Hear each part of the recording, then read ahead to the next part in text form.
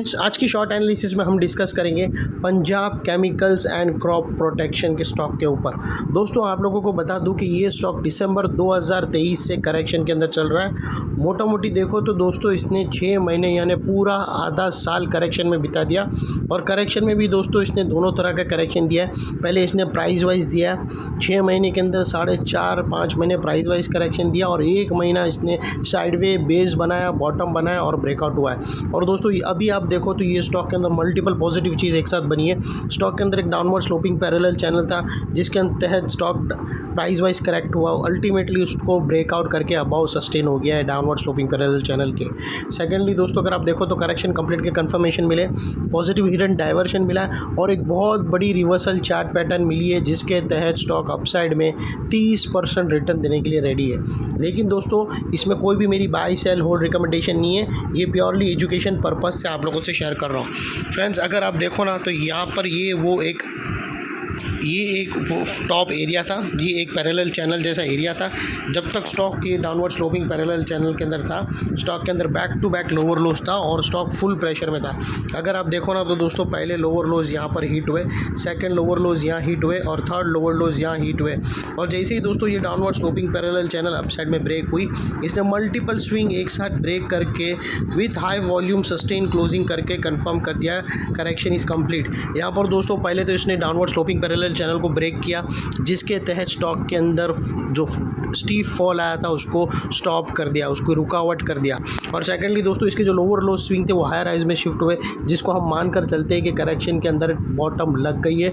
Unless and until वो lower लो swing वापस ना लगे तब तक हम मानकर चलेंगे कि यहाँ पर बॉटम लग गई है। और सेकेंडली दोस्तों देख लेते हैं डाइवर्शन का पार्ट। तो अगर आप RSI डालकर देखो और प्राइस एक्शन के लोअर स्विंग देखो ना तो वो almost next to similar friends आपको लगेंगे। अगर आप देखो ना तो ये ऑलमोस्ट नेक्स्ट टू सिमिलर है, यहाँ पर डबल बॉटम जैसा हीट होकर स्टॉक अपसाइड में गया है। वही अगर आप RSI में देखो तो वो अपसाइड ट्विल्ट हुए और यहाँ पर ब्रेकआउट करके कंफर्म कर दिया पॉजिटिव हिडन डाइवर्शन ने अपसाइड में, जो स्टॉक के अंदर एक मोमेंटम पंप करेगा अपसाइड में। सेकेंडली दोस्तों बात कर लेते हैं रिवर्सल चार्ट पैटर्न की। तो दोस्तों यहाँ पर हमें एक बहुत बड़ी रिवर्सल चार्ट पैटर्न मिली है दोस्तों। और वो रिवर्सल, और दोस्तों आप लोगों को एक और चीज़ बता दूँ, ये जो बड़ी रिवर्सल चार्ट पैटर्न है इसके अंदर और एक लॉन्चिंग पैटर्न बनी थी। वो लॉन्चिंग पैटर्न के तहत ये बड़ी रिवर्सल चार्ट पैटर्न ब्रेकआउट हुई है और उसके तहत अपसाइड में 30% टारगेट बन रहे हैं। वो मैं बता देता हूँ दोस्तों। अगर आप ये देखो ना तो यहाँ पर हमें बहुत बड़ी राउंडिंग बॉटम बनी है दोस्तों। ये राउंडिंग बॉटम को बनने में 1 क्वार्टर लग गया दोस्तों। जितना ज़्यादा लंबा टाइम लगेगा पैटर्न को बनने में वो उतनी ही स्ट्रांग होती है।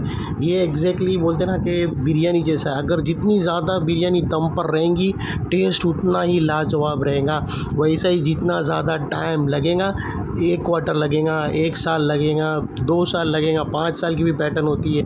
अगर आप वीकली और मंथली टाइम फ्रेम देखो तो 5-5 साल की, 14 साल की पैटर्न ब्रेकआउट होती है।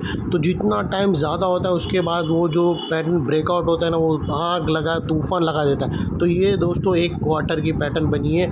और दोस्तों इसकी जो इनसाइड रेंज है वो 30% की है फ्रेंड्स। ये जो इनसाइड रेंज बनी है वो 30% की रेंज है, जो अपसाइड में यहाँ से और 30% भागेंगी। और सेकेंडली दोस्तों मैंने आप लोगों को बताया था कि एक बहुत बड़ी ये पैटर्न बनी है राउंडिंग बॉटम। इसके अंदर दोस्तों अगर आप देखो ना तो एक डार्वस बॉक्स बना था फ्रेंड्स। अगर आप लोगों को बता दूं तो यहाँ पर एक, अगर आप क्लियर कट देखो ना दोस्तों तो ये एक डार्वस बॉक्स था। ये जैसे ही डार्वस बॉक्स ब्रेकआउट हुआ अपसाइड में तो यहाँ ये जो ब्रेकआउट आया है ना डार्वस बॉक्स का दोस्तों, ये बॉक्स के अंदर जैसे इसके ऊपर ब्रेकआउट आया स्टॉक ने मूवमेंटम स्टार्ट कर दिया। और यही डार्वस बॉक्स के ब्रेकआउट के तहत ये नेकलाइन ब्रेकआउट हुई है राउंडिंग बॉटम की, जो और भी फॉलोअप बाइंग लाएंगी अपसाइड में और स्टॉक को अपसाइड में 30% लेकर जाएंगी। और दोस्तों आप लोगों को बता दूं कि यहाँ पर रीटेस्ट का एरिया भी बन सकता है, क्योंकि ये जो है वो नीचे का डार्वस बॉक्स ब्रेकआउट हुआ है। तो वो हिसाब से स्टॉप लॉस संभाल के रखने का, ताकि अगर डार्वस बॉक्स को रीटेस्ट करने आवे तो अपना स्टॉप लॉस एडजस्ट हो जाए। और सेकेंडली टारगेट्स की बात करते हैं दोस्तों, तो अपसाइड में यहाँ पर हमारे टारगेट्स निकल के आते हैं 1800 रुपीज़ के, जो तकरीबन 30 से 32% होता है फ्रेंड्स। 1800 का इसका टारगेट है। और दोस्तों अगर आप स्टॉप लॉस रखना चाहते हो तो आपको क्लोजिंग बेसिस पे अपने एडवाइज़र को पूछकर 1254 या 1250 के नीचे क्लोजिंग बेसिस पे आपको डेली क्लियंटल क्लोज मिल जाए तो आपको उसको स्टॉप लॉस ट्रीट करके ट्रेड को क्लोज कर देना चाहिए।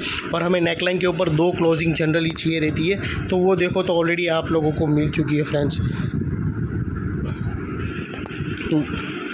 अगर समझो ये वाइट लाइन आपका एंट्री पॉइंट भी बनता है, तो अगर आप रिस्क का एरिया देखो ना, तो दोस्तों रिस्क का एरिया सिर्फ इतना ही है और टारगेट का एरिया ज़बरदस्त है दोस्तों।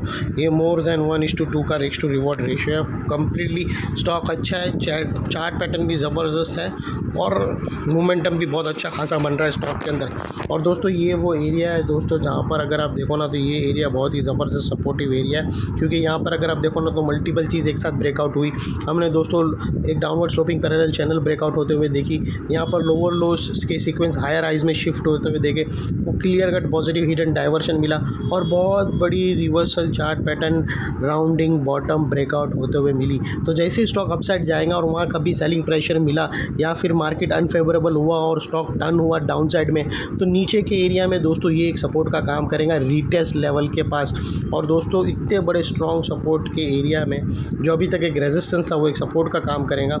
और इतने बड़े स्ट्रॉन्ग सपोर्ट के नीचे हमारा स्टॉप लॉस है जो आसानी से हिट नहीं होगा, लेकिन बाय एनी चांस अगर हिट हो जाता है क्लोजिंग बेसिस पे, टच करके नहीं क्लोजिंग बेसिस पे, तो दोस्तों नो इफ़ नो बट सीधा स्टॉप लॉस देकर तुम्हें ट्रेड क्लोज कर देना चाहिए। ये थी एनालिसिस। अच्छी लगे तो प्लीज़ मेरी चैनल को लाइक शेयर सब्सक्राइब करते रहना फ्रेंड्स। Thank you.